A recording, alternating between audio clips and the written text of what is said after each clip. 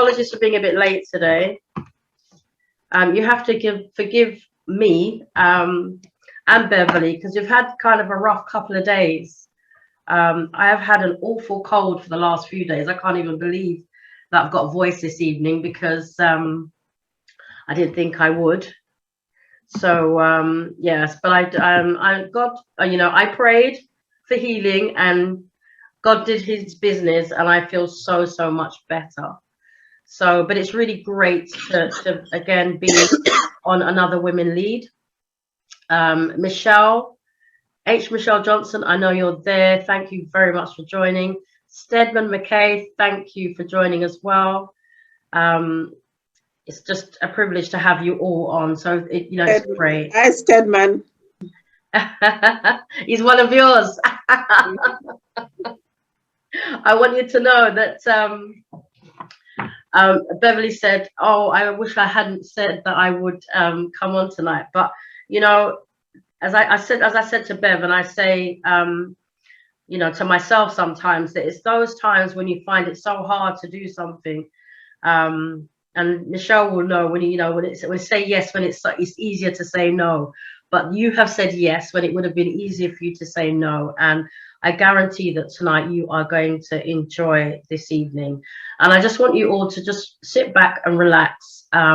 Just enjoy this evening with us, because no airs and graces, no kind of formalities. This is a conversation about the life of a leader, a woman leader, who some of you might have never heard of, might never seen. But I want it put down in history because, as I say, that the reason why I started Women Lead is because I recognize that there are so many women leaders out there who have impacted, who continue to impact our communities and lives. We don't hear about them. We don't speak about it. We just go on our merry way and do our thing. But I want a legacy for our women leaders to be laid down, so that, as I said to Beverly yesterday, I think it was, long after we're gone, that the recording of this will be here for our children, children's children, and their children, and they will know that they were great women leaders. Yeah.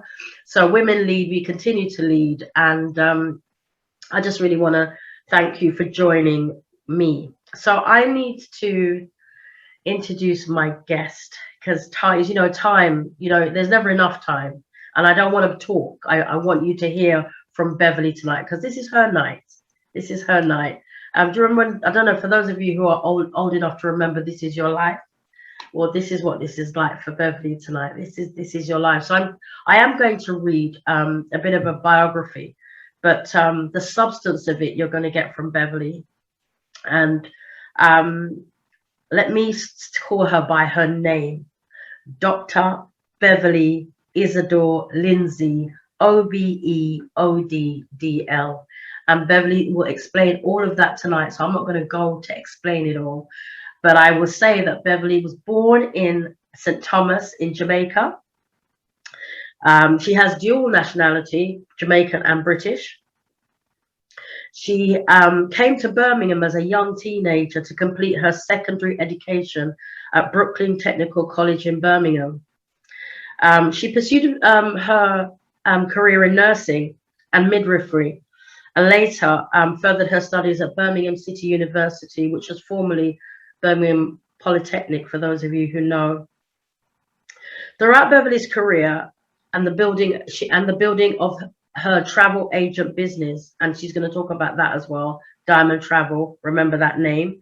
Beverly's always found time and energy to provide a selfless service to the development of her local community and her beloved country, Jamaica. Over the years, this has been born out of many initiatives, organizations, and events that Beverly has either been founder of or has been instrumental in creating, many of which still exist and is providing vital services and support to the community. Now, I remember when I met Beverly, in Birmingham. I remember I'd seen her in various capacities, various platforms, didn't understand where this woman had the energy that she had. I didn't think that there was anybody like me, to be fair, because I know that I dash all over the place and I'm here, there, and everywhere. But when I met Beverly, I don't know, I felt that there was a connection right from the very beginning. And Beverly shared, shared some personal things with me that kind of, it made me quite emotional, I remember at the time. Um, but the interesting thing about it is that I kind of felt I had an affinity with Beverly because of the similarities of our early beginnings, I will say. Let me say that. So Beverly's going to talk to you. I'm going to introduce her so she can formally say hi. But I also want you to know that the reason that I invite people on this platform is because they have impacted my life greatly in a way that I can't really explain it properly. But until you hear from these individual women when they speak, you'll understand why. You'll understand why. So all of my previous guests, you know, H. Michelle Johnson, Serena Balfour, Melanie Hamilton, and Dr. Amanda Brown Bennett, all of those women have impacted my life. So what I'm doing by bringing these people on the platform is almost like sharing a part of my life with you, because these people are now a part of my life.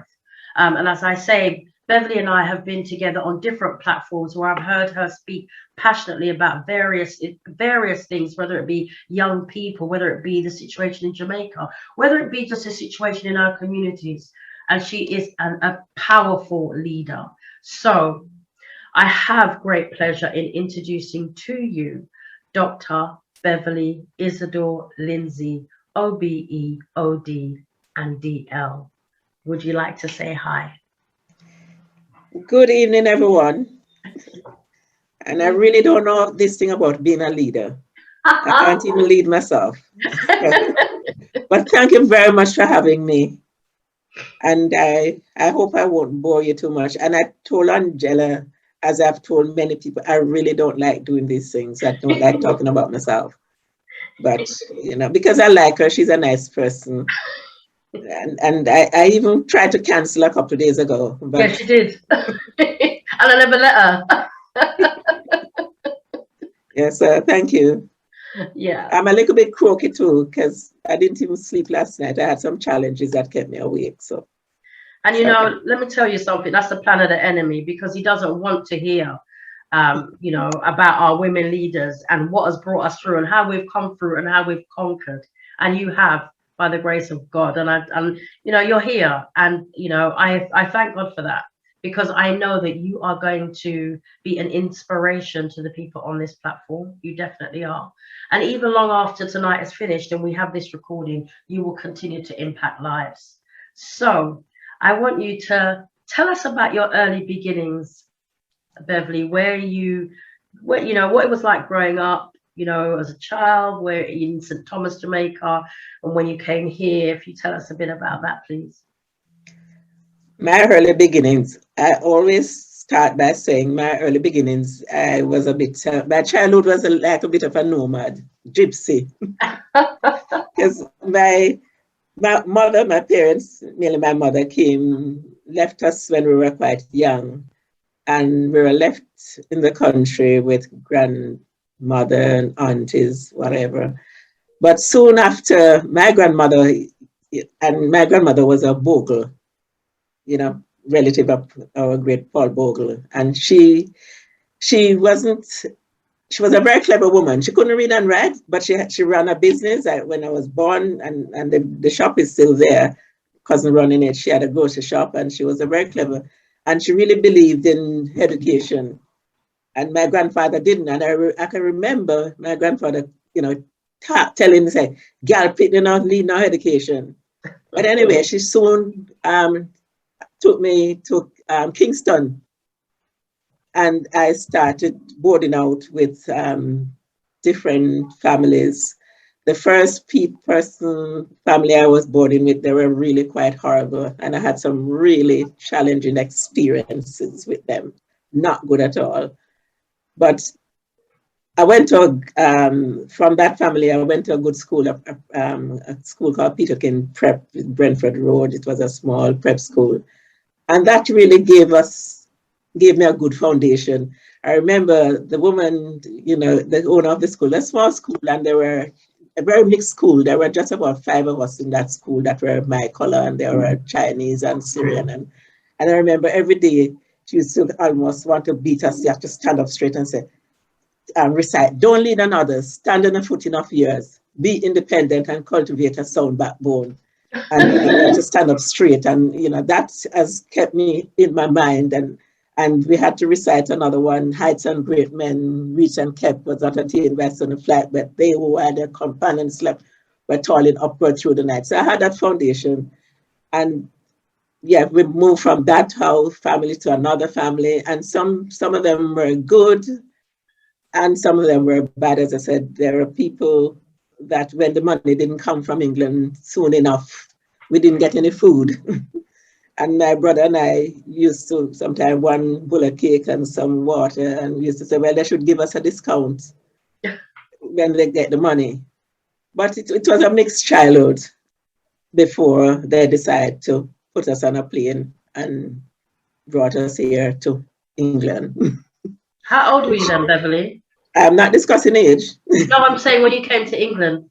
I was a young teenager. Okay, cool. Okay. So, yeah, and that was another experience when we came, because we came it was on a weekend in November, and it was very wet and cold. And my mother, too, she was a very hardworking woman, and in the 60s, she was very, very advanced in those days. She was a bus conductress, but she drove her own car with a friend to pick us up in the early 60s at Heathrow, I think, airport. We came on, I think I came on BOAC. Oh, so wow. She came, so my mother, yes, picked us up in her own car, brought us to Birmingham. We put up at this place when we got to Birmingham, and everybody was coming out of the car. It was my brother and I was wondering why people are coming out of this car. And they said, well, we're here. I said, oh, we don't need to go in because it's a factory, because we saw the brick house and the smoke coming out. And they told me that was home. I was very disappointed because when you're in Jamaica and where we were living before I came here, it was a lovely house in Vineyard Town. We had roof garden, lovely gardens. And we heard about my mother. This woman was telling me, mother have this big house, it's a big house. She still lives in it since 1960. And, 3 stories. And so I was really looking for posh and drive up the garden and all this. And when we came, it was very disappointing. And it wasn't totally bad because I had my own room and she had bought this comb and brush set and dressing table set. I still have a piece of it to put on there to make it feel at home. But I never really felt happy for a long, long time. Wow. So okay, so you and your brother came. Pardon? You and your brother. Yeah, my brother and I came. Funny enough, my brother and I came the same day, but we didn't come on the same flight. Oh. So I came on BOAC, and I think he came on another flight because he was a bit older. And I don't know, something with the paperwork. I came on as an unaccompanied minor, and he came as over the minor, because we came with a badge. And I remember the experience on the plane too, because there were a lot of children on the plane coming up, and we all wearing badges called unaccompanied minor. But there were children from all over Jamaica, and of course, different parts of the Jamaica. They spoke. They had different dialect. And I remember, because by the time I left Jamaica to come here, I was going to Excelsior, which is still a good school in Jamaica. So, and we were taught in that school, I'm very patois now, but those days you had to speak very properly. You had to speak the Queen's English, so we had to speak properly. And so my time coming up on the plane too was interpreting to the heroes for those other children, because they couldn't understand what they were saying. So I acted as an interpreter for the children. So leading from an early age, taking a lead role in interpreting, even on the plane for the stewardesses. And I was, we came very dressed up. You see the Windrush, I had on a white, they called white Leghorn straw hat. I had on a peach suit. I had on the shoes. I was dressed because since I was 11, I'm this height. I was 5'7" from 11. I was very tall, so I looked much older than my age at the time. So I was very well dressed up and look adultish, although, yeah. But even someone on the platform has said you look like a stateswoman today. I think I was born dressed up. I always liked dressing up from a very young age. I think I was born dressed up in a two-piece suit. And it's interesting because I have seen in the different platforms that we've been on, you've always been immaculately dressed. And we're going to see some pictures where you're famous for your hats as well. So I've always had a struggle when somebody tell me to dress casual. From I was very young, I said, it's always a struggle. It's a dress up thing, I'm fine, but it's a casual thing, I struggle a little bit. And that's it from I was very young. Okay, so what led you to nursing? What made you go to nursing?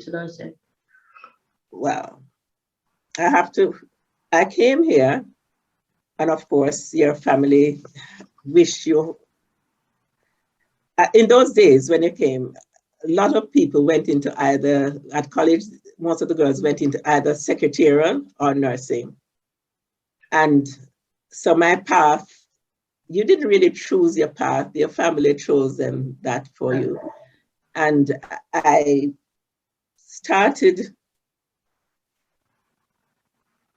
I went to a hospital to start my nursing career, like when I was 17.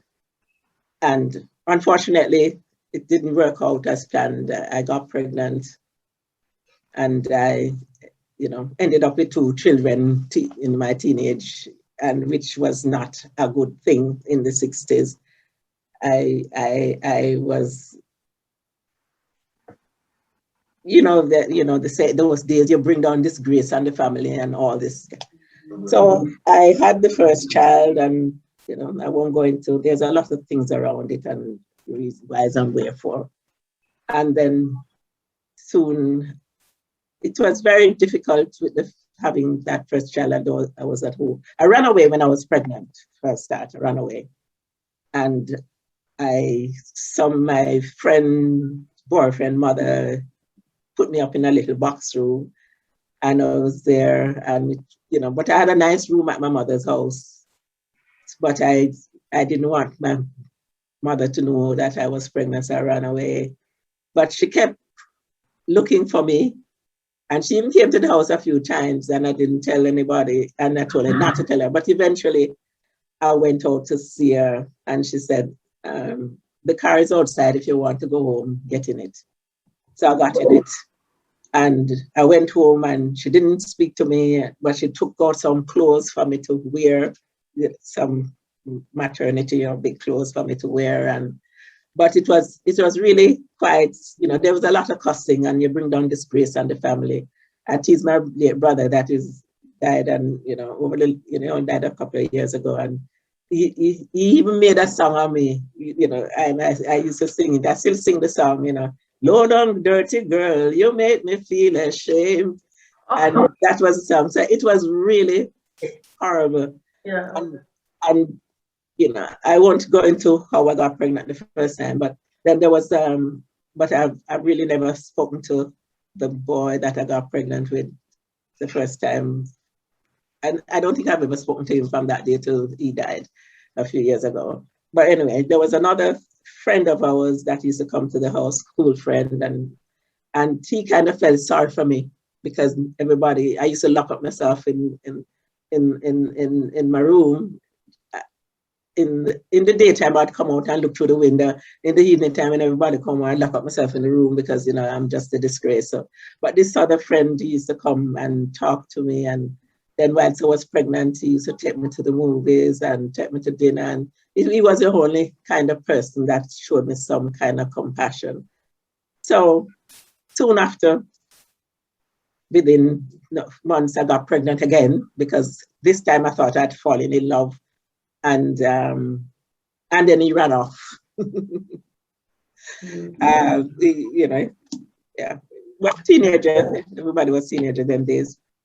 So when I was pregnant with the second one, I really had to. I had a good thing, you know. This is what life is gonna be. There was a woman living in my mother's house, and she was living in the attic room, and she kept having children. And I've never seen a man, but she kept having children. And I look at that woman, and I didn't want to be that woman. So when I was pregnant with that second child, Sean, who I'll go through because he's now deceased, but I'll talk about.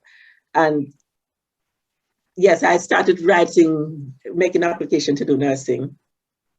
And I got through. I didn't tell anybody about pregnant or having children.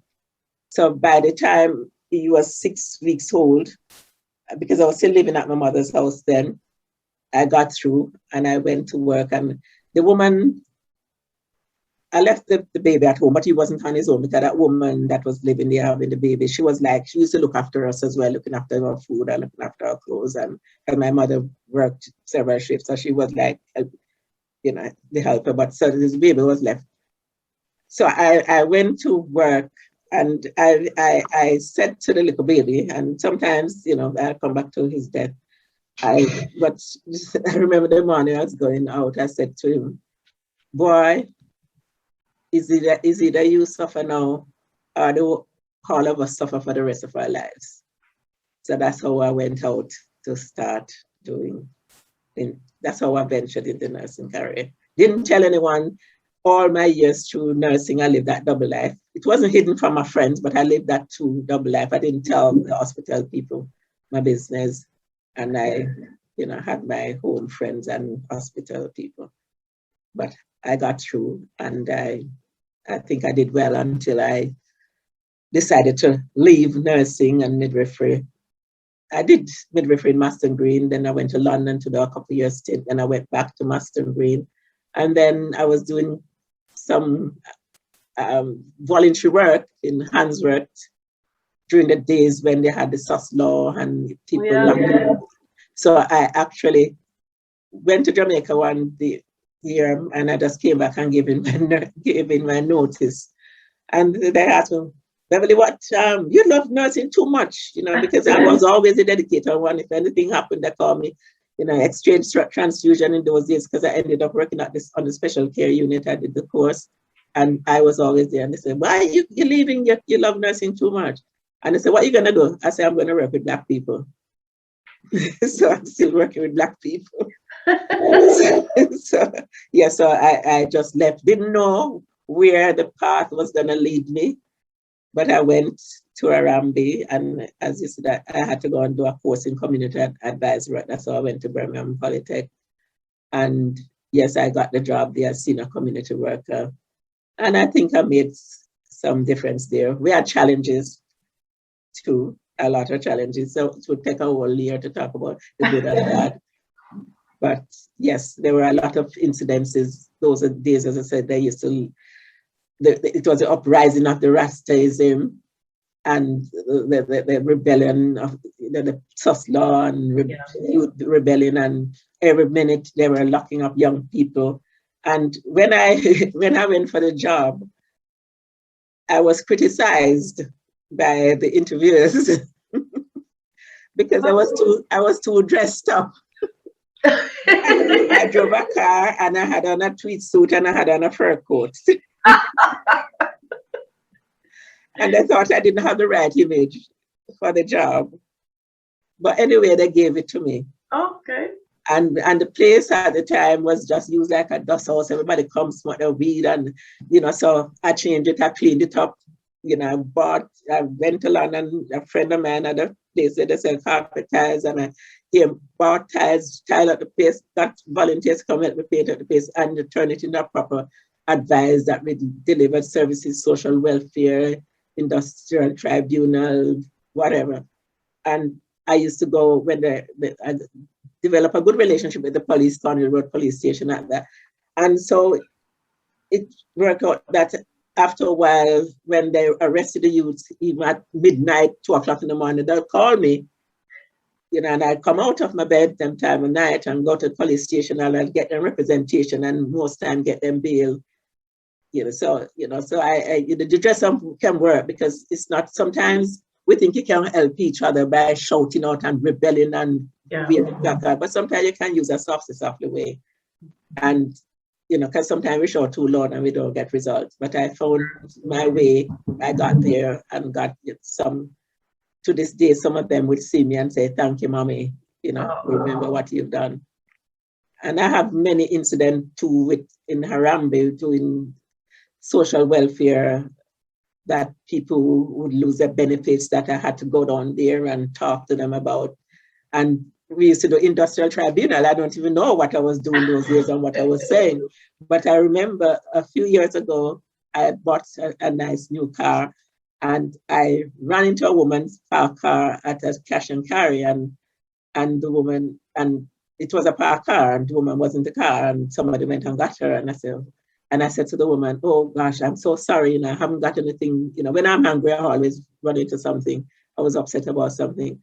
And I said, I'm so sorry, but I'm up Diamond Travel, I haven't got any paperwork with me, but I'm up Diamond Travel, you can come and get my details.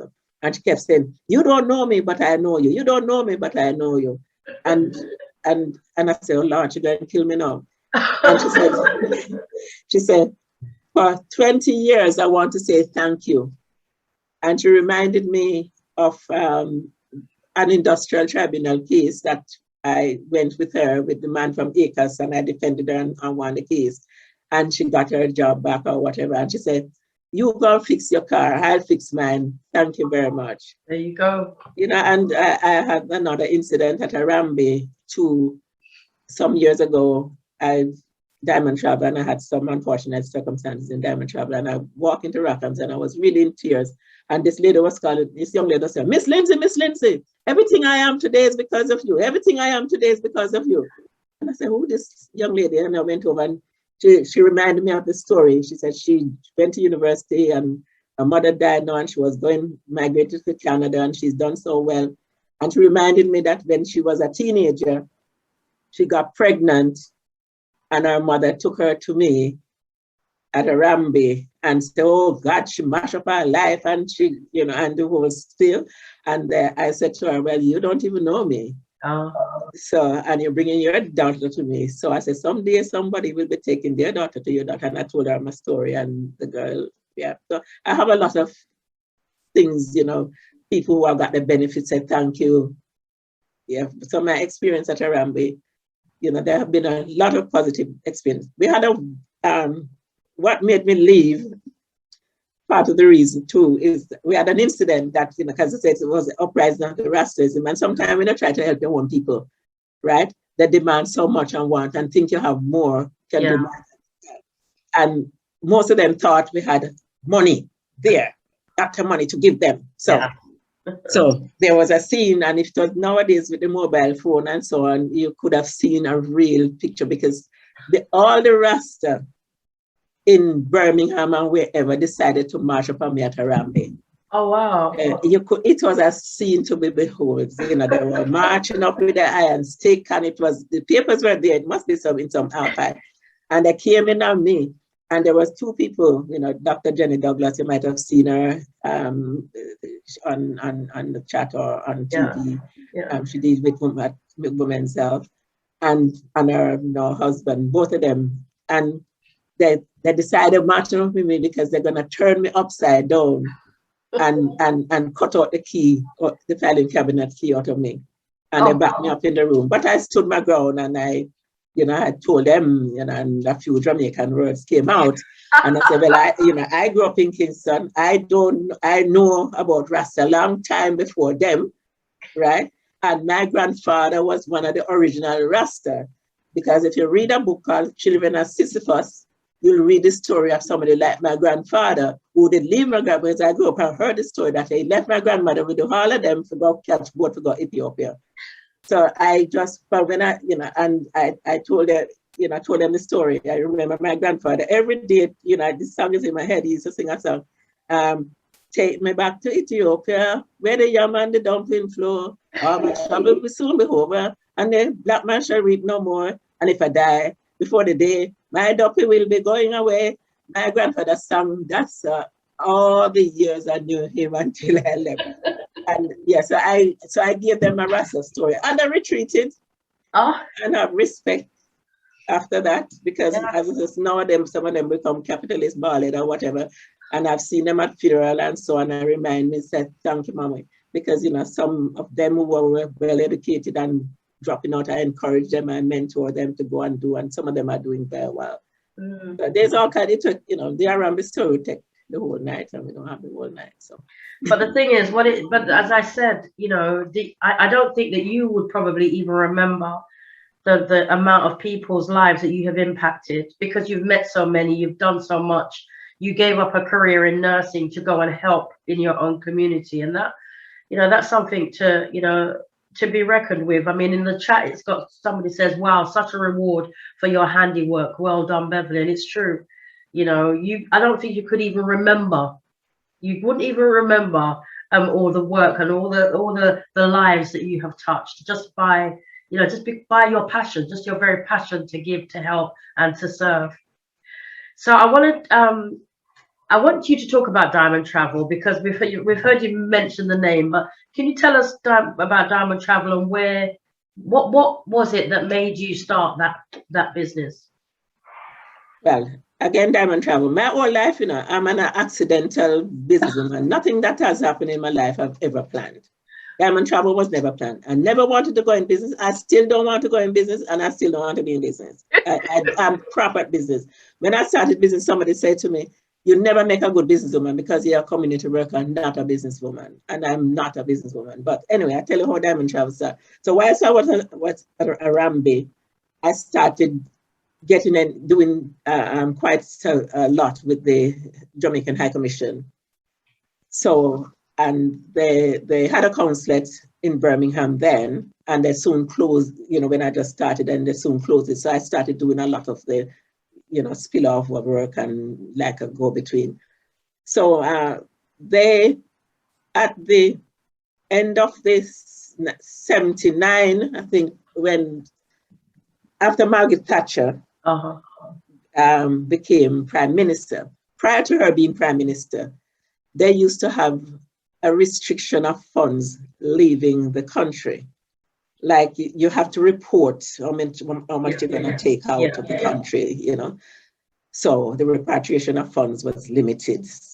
So when Margaret Thatcher became Prime Minister, she opened that market, and people could, transfer the money freely and take the money out freely. So the financial institutions in Jamaica now decided that they wanted to come now and, revive their nationals account, because most people were members of either Victoria Mutual or Jamaica National. It wasn't even Jamaica National in the start. It was, I think, Westmoreland Building Society.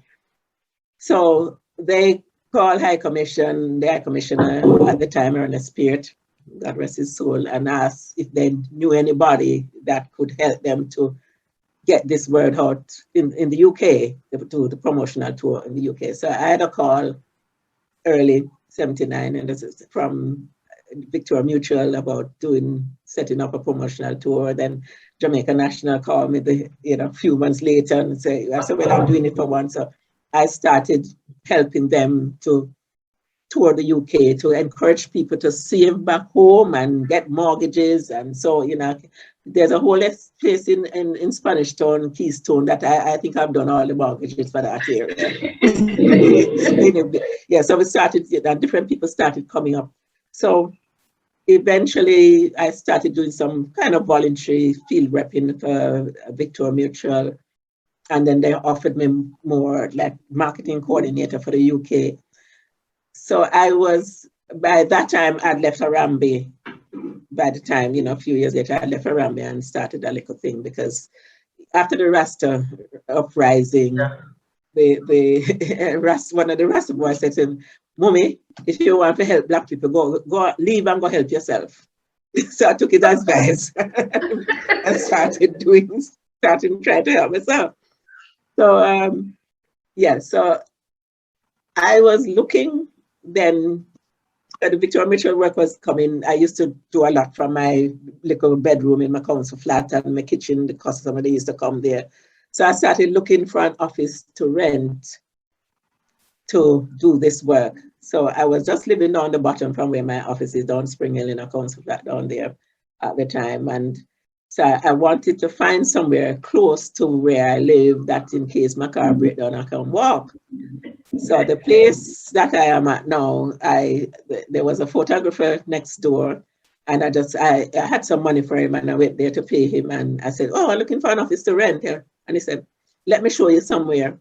And he took me next door to where the office I am now. And I said, "Well, I'm not looking anywhere to buy. I don't have no money, to buy a place." Anyway, he took me. His brother had just bought the place and started refurbishing it to do something, just about to start, and he died suddenly. So the place was up for sale. So somebody told me somebody said to me, I was telling one of the president from Victoria Mitchell, and said, "Lindsay, it's about time to start thinking like a businesswoman, buy the place with what I don't know." Anyway, we got the place. Well, I called a friend of mine and I said, "How do you get into business?" And she said, "NatWest Bank had just set up this new scheme to have a business, to try and support small business people like myself, people who want to start a business, and they've engaged a gentleman, Tony Jump, as a business development manager." So she gave me his number, and I rang up and make an appointment. That must be a funny thing for the man, because I went to see this man. I don't know anything about business, but I watched Dynasty when I post. So I went to see this man. I had on my black and white outfit, hat, black and white shoes, gloves, everything. No penny, no money in the pocket. But I went to see this man, and I was quite slim. I was taking a size 10, so I was at the figure for everything, So I went and glove up, and so the man must have wondered who this woman, and not have no money. Anyway. But anyway, he decided to, maybe I look interested, because sometimes I tell you the clothes help a lot, I can tell you. I always tell my friend it's better to look rich and be poor than look poor and be rich, because it's open a lot of doors. And so I went to see the man, and we spoke, and so he told me, well, he realized I knew nothing, but he was very nice. And he told me I should go and get a business plan done. And he told me where to go and get it done, and get a cash flow forecast and do a market research. So I used to work with Arsenal. I used to do some work with Arsenal Paul. So I knew how to do market research. I actually went and knocked on people's door and said, "Do you want a travel agent in this area?" and everything. Okay. And he said, "Come back to him to see him in 2 weeks' time." So with everything. So I went back to see him in 2 weeks' time. But because I had a reputation for my working around there, as I said, a lot of people don't really know, think I'm only Diamond Travel. And I went back to see the man in 2 weeks' time. And he said, "Beverly Lindsay, from what I've heard about you, if you can't make it in business, nobody else will." There you go. And from there on, they held my hand, NatWest. He actually even got me £5,000 from somewhere. He took me to the bank, the branch, got the loan for the property, and I was their guinea pig. I was on the front page, I think on the Daily Telegraph. I think I have the cutting here. I was in their first NatWest magazine that they've ever produced. Wow. I was on BBC World. I mean, 20 years later, when we had Diamond 20th, NatWest sponsored, and we had a big black tie event at Aston Villa, 500 people. And we didn't find that all this, this senior people were there from NatWest, but we couldn't find that same man who had said that if I could. So we didn't find him. But after the dinner, they located him. He was still with NatWest. And so they had a private dinner with me and some other. And, he brought all the newspaper clipping and everything. Yeah. Wow. So that's how, Diamond Shop, so having got the place, I only needed the office to rent. So I needed to occupy the downstairs. So I knew a little bit about travel too, because I do everything, I'm a barmaid, I do barmaid, and on my days off, I used to help somebody in the travel business. So I knew a little bit about travel. So that's how Diamond Travel started to occupy downstairs. And there was a young lady that I used to work with in another travel agency, and she had just lost her job and she wanted a job. And that's how Diamond Travel started, just to occupy a space temporarily, 35 years later, temporarily. Wow. That's how it started. But it was not a planned thing that I was going to turn a businesswoman. I only wanted to work for Victoria Mitchell in the little office upstairs, which I did both. So I had to juggle at the staff of Diamond Travel, and I do the Victoria Mitchell mainly upstairs. But all those years later, it has been a very rough ride with Diamond Travel, very challenging. But when I started, I used to go to Austin Road Church, and when I was before I opened the business, I asked, it was then Pastor Johnson, to do a little prayer meeting. And I always say, I always repeat his prayer. That just kept me. And he did his hand like that and said, Lord, most young girls start a business, would have a party, but this young lady call upon you, Lord. So I put this business in your hands. And I can tell you, if it wasn't in his hands, because, I've had some good people come through Diamond, but I've had some harm robbers come. There are people who came there just to, take and take. And, as a woman and our own single woman, it's you can't be everywhere. You can't be watching. No. And I've had some terrible, terrible, terrible, terrible experience with people that I've trusted, people that I've known. And I remember the first year I started the business, the first year, single again, I was targeted, didn't know, but I'm a pretty high boy. And he came and, you come and you think, so, well, and because I'm on my own, you're thinking, if anything happened to you. So he came, and before I know it, I was putting his name in my business. And I remember that Tony Drum was almost in tears about my dad. Said, don't put them, I could see the crook in him, but I couldn't see. All I could see is his eyes, right? And the first year, he came, and then because he was living out of Birmingham, and then he took up residence in my office, and then he came, and he became very, very, very, abusive in many ways. And then he came one day and said, oh, well, he found up another branch somewhere that we can open. And he brought some papers for me to sign, because he used to take the money to the bank, and I signed the paper. And then before the bank manager called me and said, Beverly, what have you done? You could go to prison for this, because he drew out every penny out the bank. All the overdraft and everything the first year I started business. So I have to start it. And yeah, it was devastating, just start the first year. But fortunately, I'd bought the building, as I said, and I just bought this house that I'm in. And I bought it at God is good, because I bought it at a time and it was very cheap. And just at that brink, they had what they call a property boom. Yeah. So even before I moved in the house, and so the house doubling price, the shop doubling price. So NatWest, of course, they had me on all the publicity. So they couldn't let me fail, because I was on the newspaper, I was on magazine. So they held my hand, and I started again. Excellent. And and down the road, 10 years later, I had another, you have to say, robbery. But I remember the first time it happened, I went to Highgate Church, because just at that brink too, I started getting a lot of poison pen letters. Okay. Threatening to kill me. Oh, wow. And and the piece stuff, just at that period, I don't know if it was because the boy wanted to run me out, and I was getting all these letters. So there's a girl that, her name was Beverly. She used to be on BBC. People said that she was murdered, but she was murdered in Jamaica. She got sick and she went, her mother took her home and she died in Jamaica. But people have story, but I know the truth. But anyway, the morning she came in my office and she said, Beverly, oh, I was trying to say you look sad. And so I told her about these letters. And, you know, I taken it to the police and they said they couldn't do anything because they used to cut out papers and paste it up, you know. So it was horrible. So, and she said, and I told her, and she said, I soon come. And she brought Pastor Williams, who was pastor of Highgate Church. And he prayed. I don't know if you believe in miracle, but he prayed. Never got another poison pen letter after that. So I started going to Highgate. I went to Highgate, you know, just after that theft there. And I was really sad, and I started to cry. And I started to sing this song that I've adopted as my anthem. I don't feel no ways tired.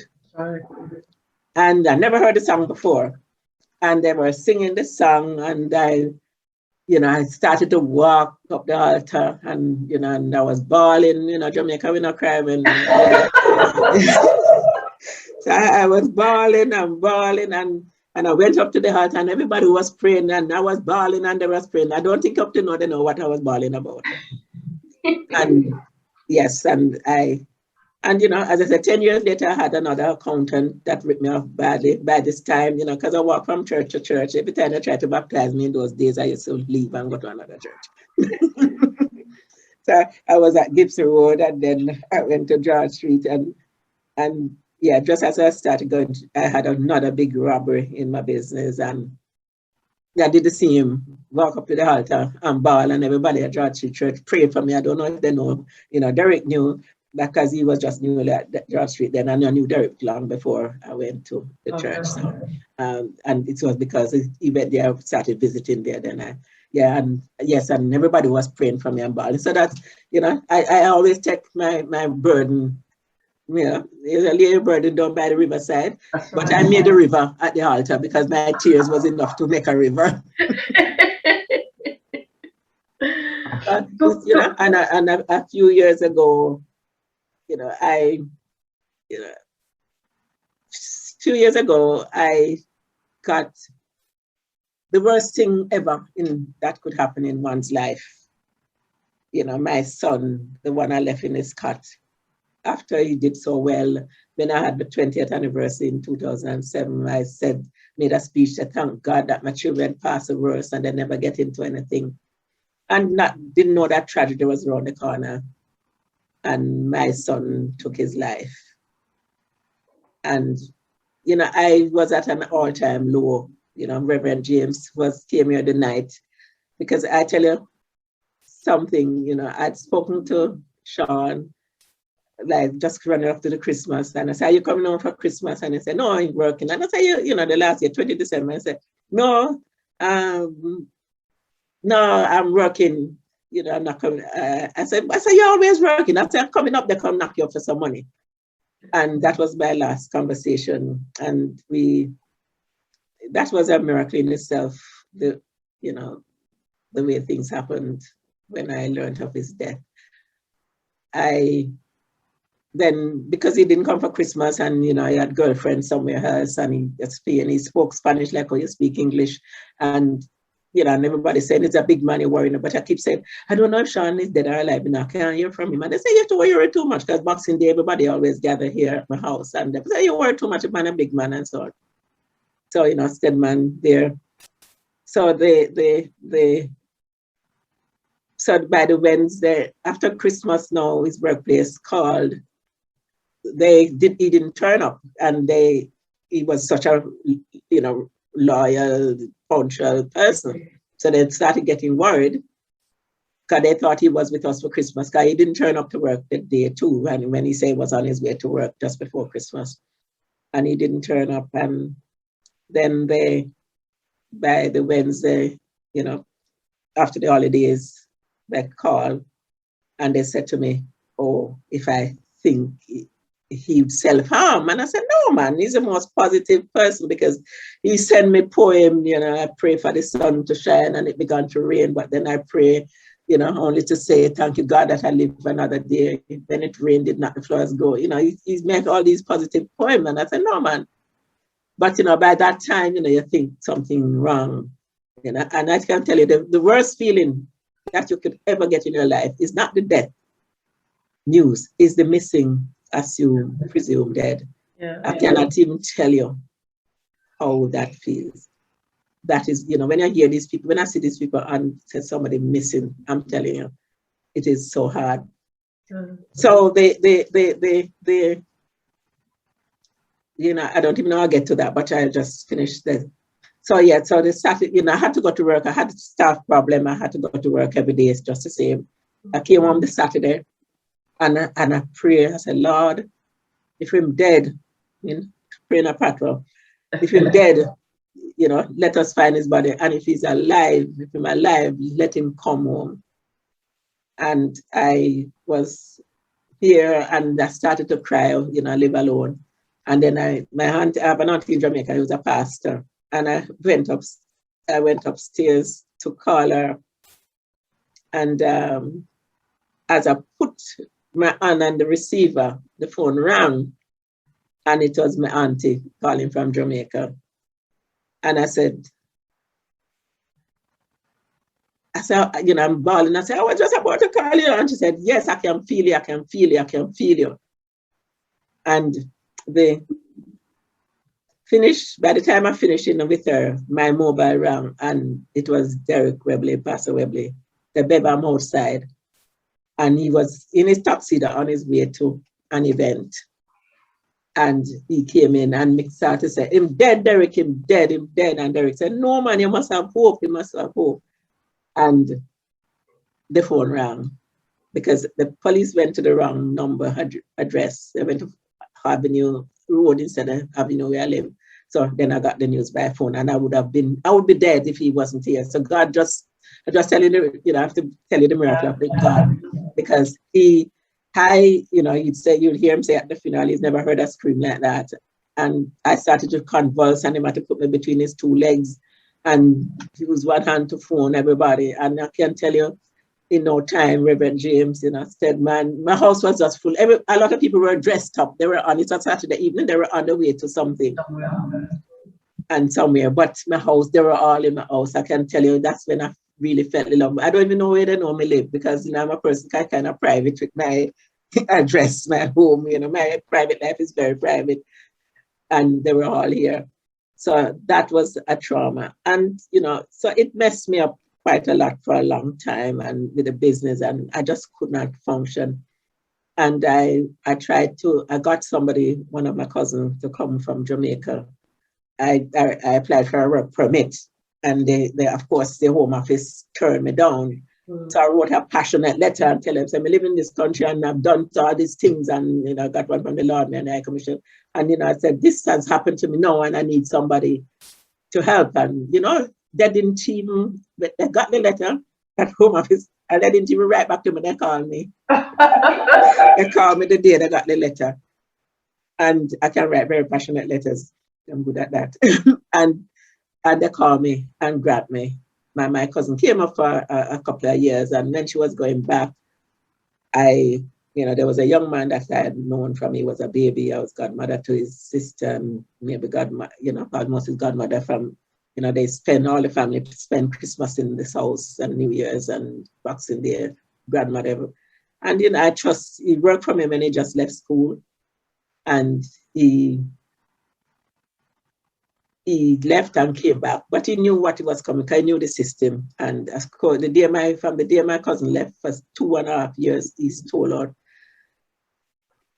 in the years in hundreds, all I can say. And, found out by fluke, I won't go into that, and run off before he could be properly accosted. He ran off and went to another country for a few years, came back a few years, and they just gave him a pat on his shoulder, 15 months, and what's, these hundreds of thousands of pounds, never, But I'm still there. You're still standing. I'm still standing, because when that happened to me, I went on a retreat. Reverend James was there, and a women's retreat, and I was really in a bad way. And, Reverend McLean from our church, she took me, and I have the picture, she took me on the grounds. They have it in the stately home. And they took me on the ground, and she showed me a tree that was on its side, and part of the root was exposed and part was still in the ground, and the tree was flourishing. Oh. So I am that tree. You most definitely are. And we were, I had to make a lot of personal sacrifice and some friends and help and so on to be there, because people were saying go bus and all. And I said, if I go bus, people would never believe somebody stole that amount of money from me. They would just believe that maybe I run off with people money and dress up with it. So yes, I sacrificed and said, we're climbing out, and then COVID now. Yes. COVID, yeah, we're just, in 2020, January 2020, I said to the staff, boy, I think looking up, I look like the diamond travel is on a roll again. And then COVID comes, so I don't know. That's Pastor John, to leave it in the hands of the Lord, so that's what I'm going to do with it. So we're going to look at some of the pictures, because, that you've had a colorful life, definitely. But can you talk us? Excuse me 1 second. I just want to close my curtain. No problem. No problem. While you're doing that, so we're going to have the pictures, and Beverly's going to take us through that, because you would be so surprised at the life that she has had. She's just told you a snippet of what she's been through. But in the time that we've got left, she's going to do a whistle-stop tour through the people, places that she's been, and the people that she's met. You're going to see some exquisite hats. Yes, she's a tall, elegant lady, and entitled A Cut Above the Rest, because she says by the time that she was 11, she was actually her full height. So you're going to see her in all her glory. So let's go with the pictures, Beverly, and if you could just talk us through as we go. Next picture. No, not me. You don't want to talk about me. Let's talk about you. Well, that is my passport picture. I was 14, I think, when that was taken. I was very handsome, wasn't I? Of course. Of course, that is when the 2 children, when I brought disgrace down on the family. Blessing. And it was, as I can tell you, it was not even easy those days, because, I hear people talk about women, like you can't afford certain sanitary thing. I've been there, I know that, when you have to substitute toilet paper and cotton wool, and going to my bed and eating Parley's rust and with the children. So people look at you now and think that, but I know, I know what it's like to have a baby, a big belly, a toddler, and a pushchair to run and hop the open back, bust and drop flat on your face. So yes, but yeah. This is, you jump too far forward with this, fast forward. This is in 2017, that picture. That is my mother when I had one of the honorary doctorates that are miraculous. We got 2 in 2017 in the same month. That's July 2017. This, this is a funny picture. One of my nephews found it, and I laugh when I see it, because this is my brother, who is 3 years older than me. I'm a year older than this lady here, but look at me up there. Look how tall I am. That's you on the right hand side. Yeah, that's my legs all the way up taller. My leg taller than nearly everybody. So I just sprung up. I used to live near the camp, a park camp in Kingston, and they used to tease me, say, Picnic, if you pass camp, they're gonna use your foot knock drum or something for drumstick or something like that. One of my father was a drummer. Yeah, but somehow I got, this was, this is the name of the district that I was born in, Stokesall, St. Thomas, and the Stokesall Baptist Church. That is still standing, and this is where I was christened. And it's still there, just as it is. I took that recently when I went to Jamaica the last time. Oh, wow. Okay. Oh, this is when I think I was about 21 here, with my afro. And this is my mother, 90th birthday, with, my sister, my late brother, me, my sister. This is my son and my niece, my nephew, my brother's 2 sons, and my sister's daughter here.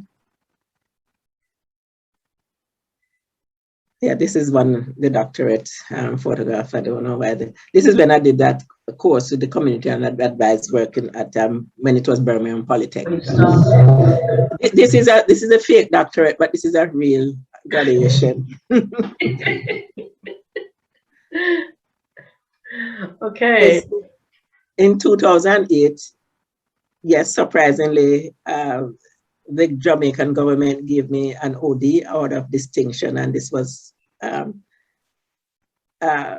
Governor General, of course, pinning on and this was really a traumatic time as well, because the same year that my son had died, and when I didn't know anything about these things, getting OD or whatever, B or whatever.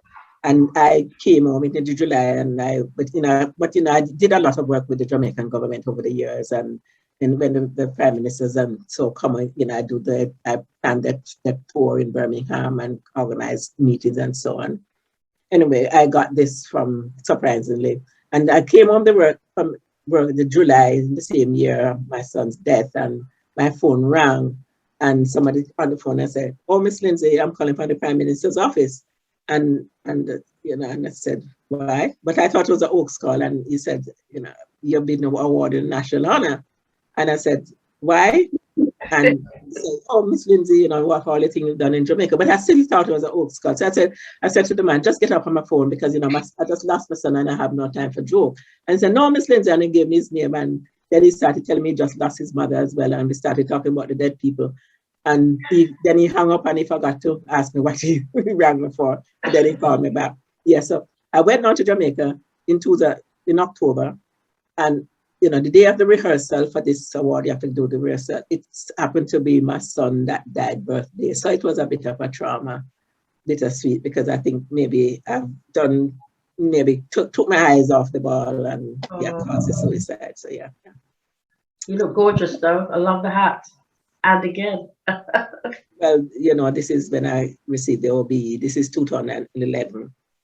And this is, one of the pictures. This was, you're mixing up. This is when I became deputy lieutenant in 2013. And part of the role, but I'll come to the vice lord lieutenant when you get another picture. Part of the role is that you meet and greet royalties when they come in. So this was one of my engagement meeting, Camilla. I think I'm the first Black woman to be deputy lieutenant in the West Midlands, maybe in the UK, I think. But I have another picture. That's a beautiful picture though, the purple one when you had your OB. Love that. And I had the dress before. I didn't buy the dress specially. I had it before. I actually bought it to a wedding, to go to a wedding, and then I thought it was too posh to go to the wedding, and I just had it. So I didn't know that was going to come, but it was hanging in the wardrobe for a couple of years, and I took it out to wear it. Yeah, Dawn says gorgeous. I agree with you, Dawn. She does look gorgeous. Yes, I thought I was. In fact, you look better than Camilla. No, the purple one I'm talking. So this is part of the duties. This is, when I met Prince Harry, that was before they were married, and Meghan. And this is part of the duty. By this time, I'm Vice Lord Lieutenant. And the Vice Lord Lieutenant, is, I am the first female Vice Lord Lieutenant of the West Midlands in the 500 years history of the lieutenancy, and the first Black woman in the UK since Henry VIII appointed Lord Lieutenant. Lord Lieutenants were appointed by King Henry VIII in the 1540s. And the duties were to look after the queen, the king, protect the king, and put on war with the militias. So for people, me must be in board must be rolling all over the grave, in the grave when they appointed me, because I'm the first poor person that must have ever had appointed as Lord Lieutenant. So. Yes, and it's life enhanced experience. You meet with all different kind of people. I do amazing things. I help to officiate with, installing priests in Church of England Church. I swear in magistrate, give our citizenship ceremony. Met the Queen asking me, "Are you enjoying your role?" And I say, "It's a privilege." I have to read the Queen's message at many things. That was a 3-year tenure as Vice Lord Lieutenant. I'm still a Deputy Lieutenant, because you get that until you're 75. So I haven't had the privilege of meeting, and I tell you this story. I met Harry first. And when I met him, his comment was, "I like you here," just before they were married. It was a very windy day, and he said, "Oh, it's a good for the," and that's why I tell you why they're laughing, because Sir John said, John is the Lord Lieutenant, he was leading the day. And he said, "Oh, you should see Beverly hats. She has a lot of hats." So he said, "I'd love to see them." So I said, "If you invite me to the wedding, I'll wear one for you." So that's why they're laughing. But but I still had the privilege, of course, I didn't really want to go to, but I had the privilege to recommend a couple of people from our community, a couple of people went from the church, young people, to go to the wedding. And Harry did a lovely thing that really made me cry. And I'm not a person that gets excited about anything. But when they come to visit a venue and you just step back and let them engage with the young people or whoever they come to see, and you're in the background. And when they're leaving, now you will walk them out. But because the Lord Lieutenant, who is that man there, was there, of course, he's a senior person, so he led them out. And I stayed back downstairs for a little while until I thought they had gone. So when I came up, when I was walking up slowly, and then John called me, the Lord Lieutenant, and said, "Beverly, come on, the prince is waiting for you." And then he said to me after they left, and he said, "Isn't that lovely?" He said, "Where's that lovely lady? We don't want to leave without saying goodbye to her." Oh. And I was really, choked up, because, they stood up there waiting for me to come up to say goodbye before they leave. So, yeah, so he's a very nice man. I met William, of course, I had to host him at the thing. And I did, when I took him back to his car, I said something really stupid. I said, "I can die and go to heaven now." And he said, "I wouldn't go that far." But what I meant is because I had the privilege, I did have the privilege to have met their mother. I had tickets to go to a luncheon in London just the same week she died. And I was so upset. It was a charity luncheon. I was so upset that I didn't go. They still carried on by Naomi Campbell. That person, Steve, you need to mute. I don't want to hear your cough. Yes, so I didn't, yes, I was so upset. I even took back the dress that I bought to go. So I was very pleased because I was a Diana fan and I mourned for days. So I was glad to have met and spoken and not to host her son. So, yeah. William's quite tall, isn't he? Because you're tall. But yes, they're much taller than, both of them are tall. They're much taller than the thing. Yeah, I didn't see both of them at all. This part of I'm steering a neighborship because, you get so many privilege. Part of another thing that I did that was really extraordinary. I was invited to Scotland to the military tattoo, and I sat in the royal box and took salute, and I got a few salutes. You see, sometimes the Queen taking the salute. I have been in a position that I'm representing that I took a few salutes, which was really. So this was in Bournemouth somewhere, steering one of the Navy ship. This is when he was Home Secretary. He came to Birmingham. We were giving out a Queen's police medal to a police officer that really, you might have seen him in the news, but I won't say anymore. But I had the privilege of doing that. This was the Lord Mayor of Birmingham, then Carl Rice, when we were celebrating Diamond 30th anniversary a few years ago. And this was at Aston University when I received the honorary doctorate from Aston University. Wow. I was president of the Rotary Club of Birmingham 2012-13. Then another history. I'm the first Black woman in 100 years to be president of the Rotary Club of Birmingham. I was the 99 president and the first Black one, so another part of history. And this is Don Quarry. This is our Usain Bolt of the time. He was one of Jamaica's great Olympian. I got them to guest speaker for me because what part of when you're president, you get a guest speaker. And I had a good year, Olympic year, so I had a lot of high-profile people speaking. And Warren Blake here, he was the president. He just stepped down of the Jamaica Athletic Association. This is a picture of me at the lieutenancy with the flag. This was a former Prime Minister, Edward Seaga. He died in 2019. I had the privilege of going to his funeral. Jesse Jackson, he came to Birmingham, but I had the privilege of meeting him in Chicago. I was part of a delegation who went to Chicago some years ago when Birmingham twinned with Chicago.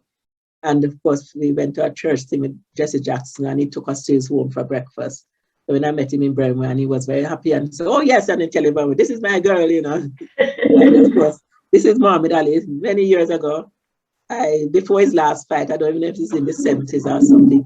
A friend of mine that was his best friend in London was managing this club, Q Club, and when Muhammad Ali was coming over, he invited me down to London to be with them. So I was, matter of fact, this hand is Muhammad Ali's wife. So we were sitting in a booth.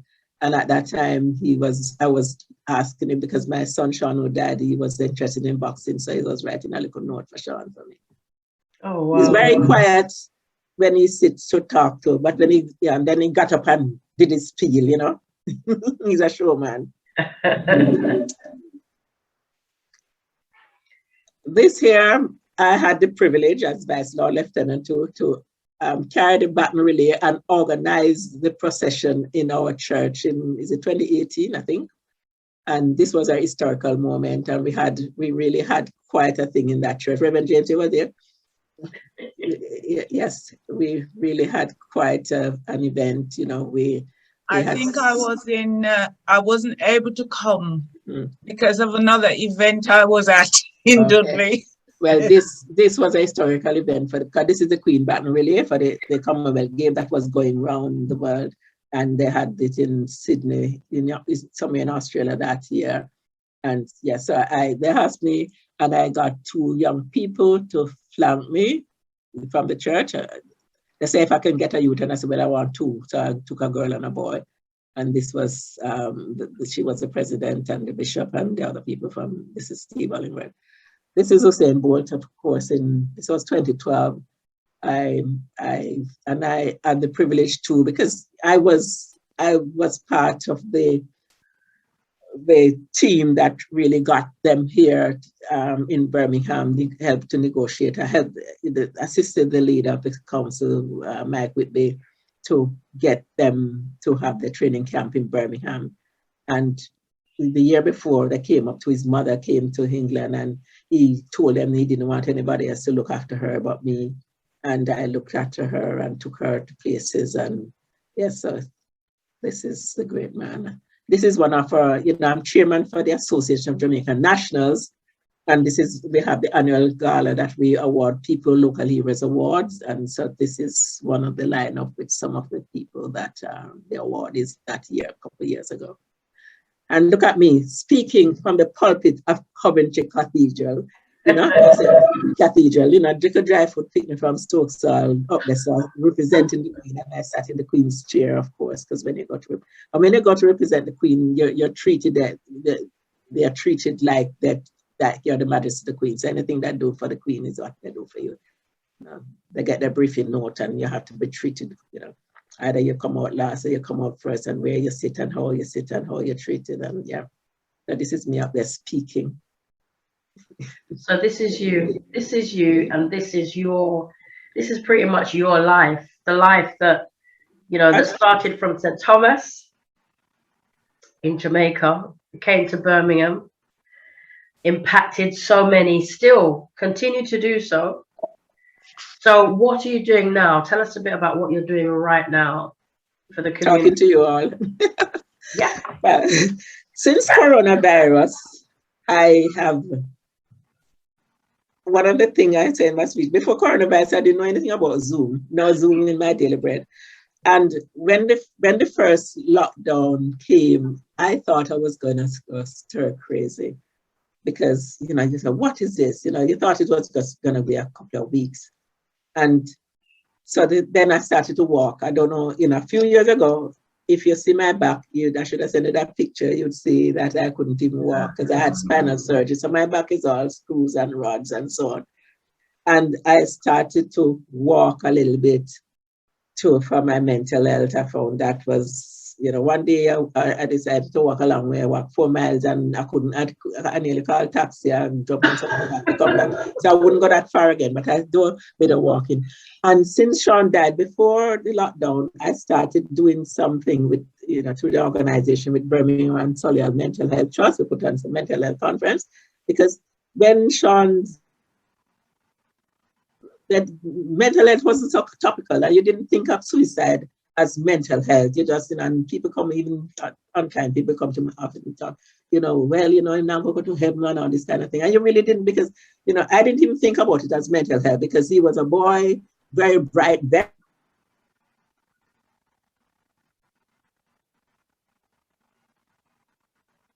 What about the technical issues? She'll come back, I'm hoping. I'm not in any trouble. I'm not in any debt. I've experienced nothing that I have to offer. But, you know, he in his notes, that is the time has come for, you know, and I could tell you a little funny poem that he wrote that makes you, you know, laugh. But he wrote all kind of things about his death, you know. And so, yes, I started doing some mental health, you know, thing. And since lockdown, we've put on a few mental health webinars with Birmingham and Solihull Mental Health Trust, and I'm still doing some work with them to highlight. And before the suicide, you know, our people didn't talk much about suicide. Oh. And even my family, they would be upset. They're upset I shouldn't talk about it, but I talk about it because, and I, you know, I support a lot of mental health things.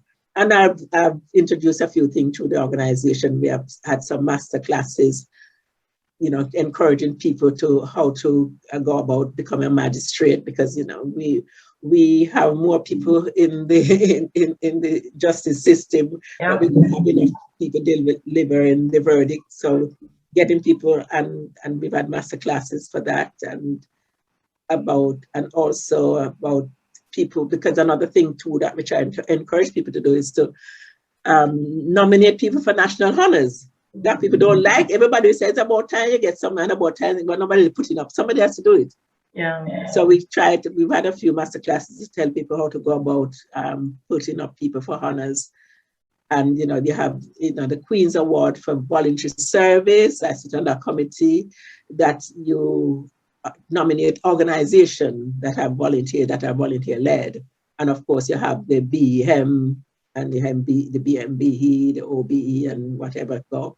But that is part of, and you know, I do as much as I can find to do to keep myself sane. It's a selfish reason for doing all these things too, because I'm in this house alone and I have to be doing something all the time. So I keep, and of course I still have to work in the business. I still have to. Your thing. Although I work from home most of the time, but I'm kept very busy. Still go to church. And it's true, because Michelle's put in the chat that we must become proactive in self-care around our mental health and well-being. That's right. And that is so true. And thank you for putting your book in there, Michelle, Bouncing Back. I'm hoping that you know, that people will look at that and see, you know, that you know, the importance of actually us, you know, buying resources to help ourselves as well.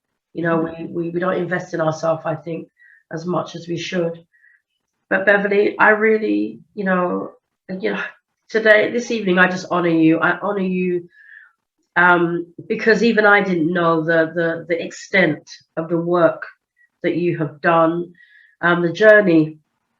And I say to everybody, this is a journey. It's not necessarily straightforward. There are twists and turns, ups and downs, you know, but the determination, the stamina, the grace in which you do it, you know, irrespective of, you know, the knockbacks, because, you know, that's part of the journey. We will get knockbacks. We will have disappointments. We trust in people. They let us down. Nevertheless, that doesn't stop. It doesn't stop you. It doesn't stop you doing good. It doesn't stop you helping your community. Doesn't stop you, you know, even sharing. And I know how difficult it was for you to do this. And even me, I can hear my voice going, because remember I said to you, I've got a cold, but nevertheless, you know, we just keep going because it's important. You know, yes, you are a true example of someone who's bounced back, you know, because the adversities, you know, as I said, we share that, you know, we share that, You know, basically, I was a teenage mother. I know the struggles that you talk about. I know the potential shame and disgrace and all of that you was experienced. But nevertheless, that wasn't your destiny. Your destiny was to do what you're doing now, and that was to impact lives, just like you've impacted mine. You know, and I count it a privilege to have you in my life. And I want to say that publicly on this platform with all of these other people, to say that you are definitely a woman that leads. You lead with grace. You lead with determination. And you were, yes, and it says there that you're truly an inspiration. And yes, you are. You're truly an inspiration. So I know that you didn't want to come on tonight, but I want to give God thanks that you did. I'm going to say one thing too. You know, I think it's so important, and people are, I say something like a joke.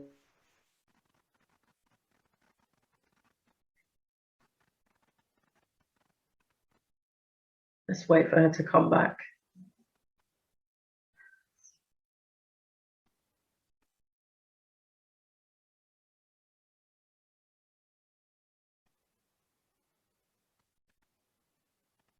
I'm going to make sure we get her contact details as well and put them on. Definitely. I'm just reading out, honor to you, Beverly, respect your honesty and openness. Yeah, she is a great leader. I agree. I salute you, Dr. Beverly. You truly are an amazing woman. We've lost Beverly. I'm hoping that she will come back.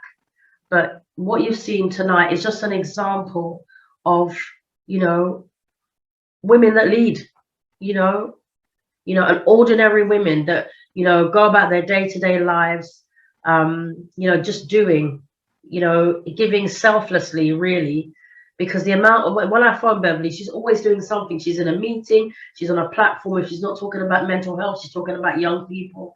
She has a determination to serve, you know, and serve humanity. And yes, she may have been rewarded in the doctorates that she's had, that you've seen, you know, medals being pinned on her, but that isn't it for Beverly. For Beverly, you know, she really does have a passion for her community. And it started when she gave up her nursing career to, you know, to basically just to serve. That's what she's done, to serve. And irrespective of the knockbacks, irrespective of the highs and the lows, she has still continued and continued to this day. And, you know, the shoulders of the people that she's rubbed, you know, rubbed shoulders of people, that has not touched her, her humanity. And somebody put in the chat about her authenticity. And one thing I like about Beverly is, yes, she is authentic. The people that I have on this platform, that's what I think draws me to them. And the fact that, you know, why they are important in my life is because they are real, they are authentic. There's no airs and graces. What you get is real talk.